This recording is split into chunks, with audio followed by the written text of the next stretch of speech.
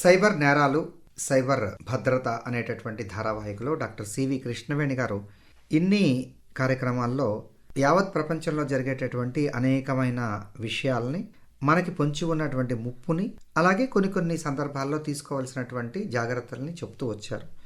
అయితే మరి ఈ ధారావాహికలో ముఖ్యంగా మరి ఇలాంటి క్రైమ్స్ జరిగినప్పుడు, మన ప్రాంతంలో జరిగినప్పుడు, మనకి పర్సనల్గా కానీ అఫీషియల్గా కానీ లేకపోతే కార్పొరేట్ సంస్థలకు కానీ జరిగినప్పుడు మరి ఏం చేయాలి?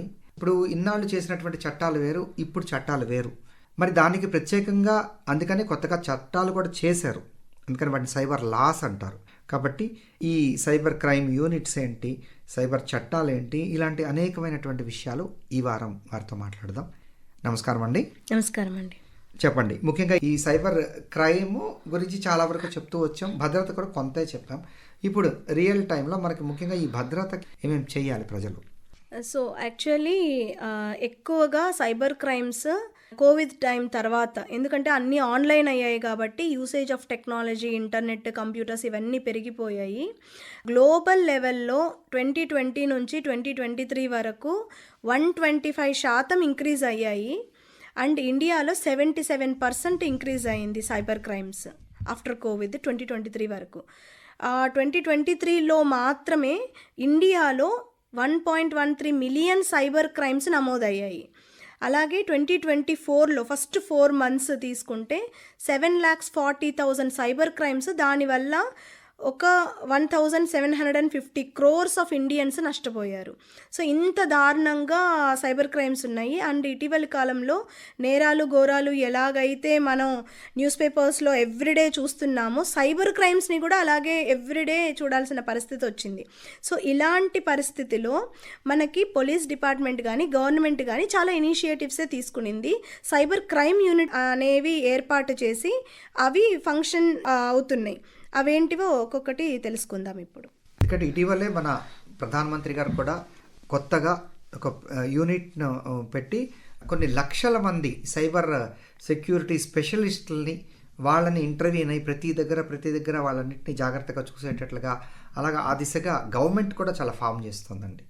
సో యాక్చువల్గా సైబర్ క్రైమ్ యూనిట్స్ ఒక డెడికేటెడ్గా ఓన్లీ సైబర్ రిలేటెడ్ క్రైమ్స్ని మాత్రమే డిటెక్ట్ చేయడానికి, ప్రివెంట్ చేయడానికి వాటి నుంచి, అండ్ ఇన్వెస్టిగేషన్ కోసమని, అవి ఎలాంటి టైప్ ఆఫ్ సైబర్ క్రైమ్స్ అయినా కావచ్చు, హ్యాకింగ్ అవ్వచ్చు, హ్యాకింగ్కి ఒక వింగ్, ఆన్లైన్ ఫ్రాడ్స్ అవ్వచ్చు, ఐడెంటిటీ థెఫ్ట్ అవ్వచ్చు, సైబర్ బుల్లియింగ్ అవ్వచ్చు.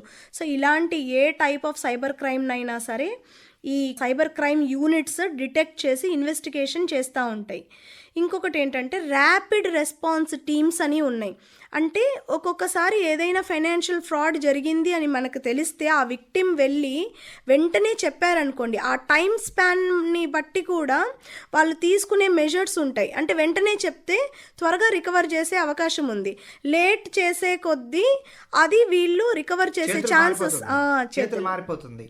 కాబట్టి వెంటనే ఆయా అకౌంట్లని ఆపేయటం, ఫ్రీజ్ చేస్తారు. సో దాన్ని ర్యాపిడ్ రెస్పాన్స్ టీమ్స్ అని కూడా సైబర్ క్రైమ్ యూనిట్స్లో ఉన్నాయి.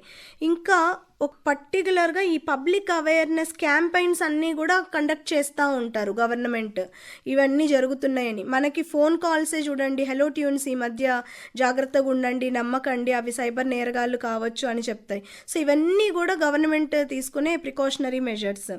ఇంకా స్పెషలైజ్డ్ ట్రైనింగ్ ప్రోగ్రామ్స్ కండక్ట్ చేస్తారు.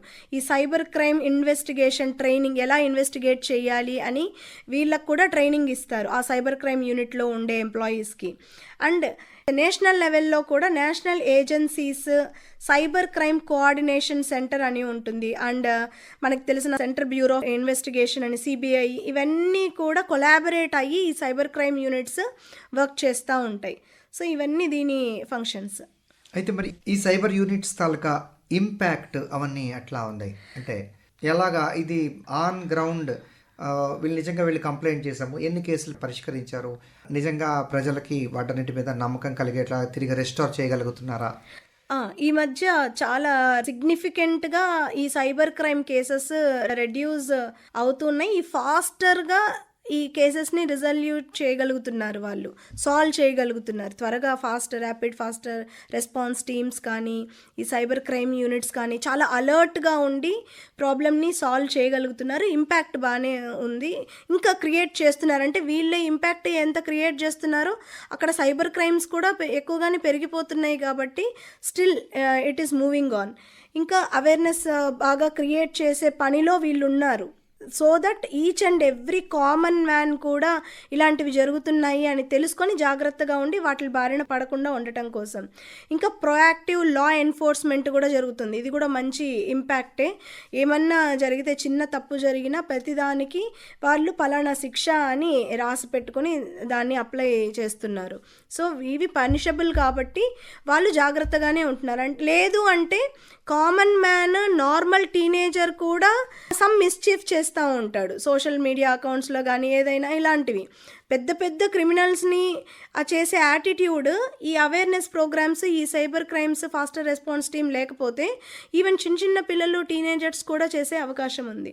సో ఈ impact of cyber crime units society మీద, పబ్లిక్ మీద చాలా ఉంది. వాళ్ళు చాలా బాగా పనిచేస్తున్నారు. ఇంకా చాలా ఇనిషియేటివ్స్ ఉన్నాయి పబ్లిక్కి సపోర్ట్ చేయటం కోసము.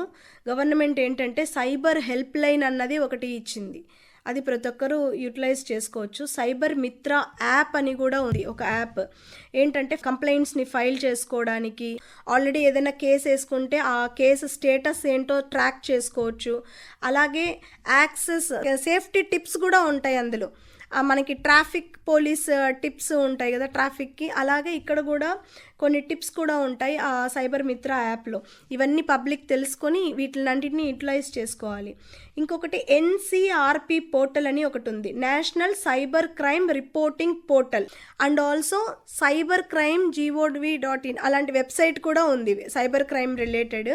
సో ఇలాంటివన్నీ ప్రజలు ఉపయోగించుకొని సిటిజన్స్ ఏదైనా ప్రాబ్లం ఫేస్ చేసినప్పుడు వీళ్ళ నోటీస్కి తీసుకొస్తే వీళ్ళు సాల్వ్ చేయడానికి రెడీగా ఉన్నారు. వీళ్ళకి అందరూ వెంటనే ఫోన్ చేయవలసినటువంటి నెంబరు మరొకసారి చెప్తారు. 1930 1930 కాబట్టి ఈ 1930ని గుర్తుపెట్టుకుంటే 1930 దేశవ్యాప్తంగానైనా మన దీని వరకేనండి ఇది దేశవ్యాప్తంగా. ఇది ఓవరాల్గా ఈ 1930కి కానీ మీరు కాల్ చేసేటట్లయితే ఇమీడియట్గా వాళ్ళు యాక్షన్లోకి దిగుతారు. డిలే చేయకూడదు, వెంటనే గుర్తించి వెంటనే మనం భయపడకూడదు. ఏదో జరుగుతుందని చెప్పి అమ్మో రిపోర్ట్ చేస్తే పోలీసులు మా ఇంటికి వస్తారేమో అనేది కాకుండా ఇది ఒక డిఫరెంట్ క్రైమ్ కాబట్టి. అయితే మరి ఈ సైబర్ చట్టాలు కొత్తగా ఎలాంటివి చేశారు? అక్టోబర్ 17, 2000 ఐటీ యాక్ట్ ప్రకారం సైబర్ లాస్, సైబర్ సెక్యూరిటీ లా, ఇంటర్నెట్ లా అనేది ఉంది. ఇది సైబర్ లెజిస్లేషన్ ఇన్ ఇండియా. ఇంకా ఇన్ఫర్మేషన్ టెక్నాలజీ యాక్ట్ 2000 నుంచి కూడా మనం ఇంటర్నెట్ ఎలా యూస్ చేస్తున్నాము, ఇన్ఫర్మేషన్ కమ్యూనికేషన్ ఎలా చేస్తున్నాము అన్నవి యాక్ట్స్ ఉన్నాయి. Information technology certifying authorities rules 2000 అని కూడా ఉంది. Information technology security procedures rules 2004 ఇవి ఉన్నాయి. Information technology certifying authority regulations 2001 ఇలాంటి లాస్ కూడా ఉన్నాయి. ఓకేనండి. అయితే మరి ఈ చట్టాలకి, ఈ సైబర్ యూనిట్స్కి ఛాలెంజెస్ ఏంటి భవిష్యత్తులో? ముఖ్యంగా ఈ సైబర్ సెక్యూరిటీకి ఇంకా ఏ రకమైనటువంటి ఛాలెంజెస్ రాబోతున్నాయి? యాక్చువల్గా వీళ్ళు చాలా ఇనిషియేటివ్స్ తీసుకున్నారు, చాలా బాగా ఫాస్ట్గా వర్క్ చేస్తున్నారు, చాలా ఇంపాక్టే తీసుకొస్తున్నారు. స్టిల్ ఏంటంటే రూరల్ ఏరియాస్లో ఈ అవేర్నెస్ ఉండట్లేదు. వీళ్ళ వరకు వాళ్ళేం పెద్ద పెద్ద ఆర్గనైజేషన్స్ కదా వచ్చేది, రిచెస్ట్ పీపుల్ కదా వాళ్ళు ఎఫెక్ట్ చేసేది, సెలబ్రిటీస్కే కదా, మనదేముంది అలా అనుకుంటున్నారు. సో సైబర్ క్రైమ్ అన్నది ఎవరికైనా హార్మ్ఫుల్లే అన్న విషయాన్ని ఈ రూరల్ ఏరియాస్లో ఉండే వాళ్ళకి ఈ అవేర్నెస్ క్రియేట్ చేయాలి, అది ఒక ఛాలెంజ్. ఇంకా ఏంటంటే సైబర్ థ్రెట్స్ కూడా ఎక్కువ అవుతున్నాయి. అంటే వీళ్ళు ఒక టైప్ ఆఫ్ అటాక్ని చూసి దానికి ప్రాబ్లమ్కి సొల్యూషన్ తెచ్చుకునేలోగానే వేరే వేరే టైప్స్ ఆఫ్ అటాక్స్ వాళ్ళు, ఎందుకంటే వాళ్ళు కూడా చాలా ఇంటెలిజెన్స్గా ఉన్నారు హ్యాకర్స్. సో అలాంటివి ఎక్కువ అవుతున్నాయి. So they have to face all these challenges. So ఏంటంటే టెక్నికల్లీ ఇన్ఫ్రాస్ట్రక్చర్ కూడా బాగా ఎక్స్పాండ్ అవ్వాలి. ఒక చోట ఇన్ఫర్మేషన్ ఉండి ఒక చోట ఇన్ఫర్మేషన్ లేకుండా, ఒక చోట సఫిస్టికేటెడ్ ఇన్ఫ్రాస్ట్రక్చర్ ఉండి ఇంకో చోట లేకుండా అలా ఉండటం వల్ల కూడా ఈ కమ్యూనికేషన్ గ్యాప్ అన్నది ఉంటుంది. సైబర్ లిటరసీ ప్రోగ్రామ్స్ బాగా కండక్ట్ చేయాలి. ఇంతకుముందు లిటరసీ రేట్ పెంచడానికి ఎంత ప్రయత్నం చేసి దాన్ని అచీవ్ చేయగలిగాము. ఇప్పుడు డిజిటల్ లిటరసీ రేటుని పెంచుతున్నాము. అక్షరాస్యత ఏబిసిడీలు నేర్పడానికి వాటికి చాలా కష్టపడ్డాం. కానీ ఇప్పుడు అందరూ లిటరేట్స్ అయిపోయారు. ఇప్పుడు అక్కడ ఎంత మనము ఇంటెన్సిటీ చూపించామో అలాగే ఇక్కడ కూడా సైబర్ లిటరసీ ప్రోగ్రామ్స్ కండక్ట్ చేసి ప్రతి ఒక్కరికి ఈ సైబర్ అవేర్నెస్ క్రియేట్ చేయాలి. సైబర్ క్రైమ్స్ అవేర్నెస్ క్రియేట్ చేసే ప్రోగ్రామ్స్ చాలా కండక్ట్ చేయాలి. అర్బన్ ఏరియాస్లో అవ్వచ్చు, రూరల్ రీజియన్లో కావచ్చు, ప్రతి ఒక్కరికి ఈ ప్రోగ్రామ్స్ కండక్ట్ చేయాలి. అంటే ఒక పక్క మనము తోటకూర 10 రూపాయలకి చేసాము, లేకపోతే 5 రూపాయలు మనం ఎవరికైనా డొనేషన్ చేయాలని కూడా వాళ్ళు కూడా ఈవెన్ బిచ్చగాళ్ళు కూడా స్కానర్లు పెట్టుకుని కొన్ని జోక్స్ కనబడుతుంటాయి. అలాంటి స్థితికి వెళ్ళాము, బాగానే ఉంది. కానీ మరి అలాంటి వాళ్ళ అమౌంట్ అంతగా కూడా ఒకసారి తీసుకెళ్ళిపోయే ప్రమాదం కూడా ఉంది. కాబట్టి వాళ్ళకి నేర్పాలి ఇది అని అంటారు. అవును. ఇంకా ఏంటంటే collaboration with global cyber agencies, international digital క్రైమ్స్ని అడ్రస్ చేయడానికి ఈ కొలాబరేషన్ కూడా కొన్ని సేఫ్టీ మెజర్స్. ఎందుకంటే కొన్ని కంట్రీస్ ఆల్రెడీ చాలా అడ్వాన్స్డ్గా ఉన్నారు ఈ సైబర్ సెక్యూరిటీ ఇంప్లిమెంటేషన్ విషయంలో. సో వాళ్ళతో కొలాబరేట్ అయ్యి మన కంట్రీ కూడా ఇంప్లిమెంట్ చేస్తే సైబర్ క్రైమ్స్ నుంచి కామన్ మ్యాన్ని ప్రొటెక్ట్ చేయొచ్చు. అంటే అర్థమవుతున్నది ఏంటంటే ప్రపంచం ఎంత వేగవంతమైందంటే మనము ఒకటి అనుకొని ఒకటి ఎస్టాబ్లిష్ చేసుకుని అది అక్కడ దాంట్లో కొంచెం మనం ప్రాస్పర్ అయ్యే లోపలే అన్నీ మారిపోతున్నాయి. ఇంకా అందరికీ బాగా అర్థమయ్యేటట్టు చెప్పాలంటే ఫస్ట్ ల్యాండ్ ఫోన్స్, ఆ ల్యాండ్ ఫోన్స్ కొన్ని వందల వేల లక్షల సంఖ్యలో మనం తయారు చేసుకున్నాం. టక్ అని మారిపోయాయి. పేజర్స్ వచ్చాయి, పేజర్స్ మారిపోయాయి, అంత ఫాస్ట్గా మారిపోయాయి. మళ్ళీ చిన్న ఫోను, ఆ చిన్న ఫోన్ అందరు కొనుక్కునే లోపలే ఇమీడియట్గా మెల్లమెల్లగా ఇంప్రూవ్మెంట్స్ వచ్చేసి నెక్స్ట్ స్మార్ట్ ఫోన్స్ వచ్చేసాయి. అట్లా మారిపోతున్నాయి. ఎస్టీడీ బూతులు పెట్టుకుని అందరూ పెట్టుకునే లోపల ఎస్టీడీ బూతులు మారిపోయాయి, ఫోన్లు ఇండివిజువల్గా వచ్చేసాయి. అంత శరవేగంగా టెక్నాలజీ పెరిగిపోతోంది. కాబట్టి ఆ టెక్నాలజీని ఎంత తొందరగా మనం వాడుకుంటున్నామో దానికి తగిన జాగ్రత్తలు కూడా అటుపక్కే తీసుకోవాలి, అంత ఫాస్ట్గా తీసుకోవాలి. దాని గురించిన అక్షరాస్యత అందరూ తెలుసుకుంటే కానీ లేకపోతే నష్టపోయే ప్రమాదం ఉన్నది. కాబట్టి ఈ సైబర్ నేరాలు, ఈ సైబర్ భద్రత అనేటటువంటి ఈ ధారావాహికలో చాలా విస్తృతంగా డాక్టర్ సివి కృష్ణవేణి గారు శ్రోతలతో అనేకమైనటువంటి విషయాల్ని పంచుకున్నారు. అయితే ఈ చెప్పినటువంటి వాటన్నింటి వల్ల భయపడిపోయి రేపటి నుంచి నేను సెల్ ఫోనే వాడను, నేను బ్యాంక్ అకౌంటే ఉంచుకోను, అందులోంచి తీసేస్తాను అన్నా కూడా మనకి నడవదు. కాబట్టి తగిన జాగ్రత్తలు తీసుకోవాలి. తగిన ఎక్స్పర్ట్స్తో అప్పుడప్పుడు మాట్లాడుతూ ఉండాలి. లేదా పిల్లలు ఎవరైనా బాగా చదువుకున్న వాళ్ళు ఉంటే వాళ్ళ దగ్గర మనం నేర్చుకోవాలి.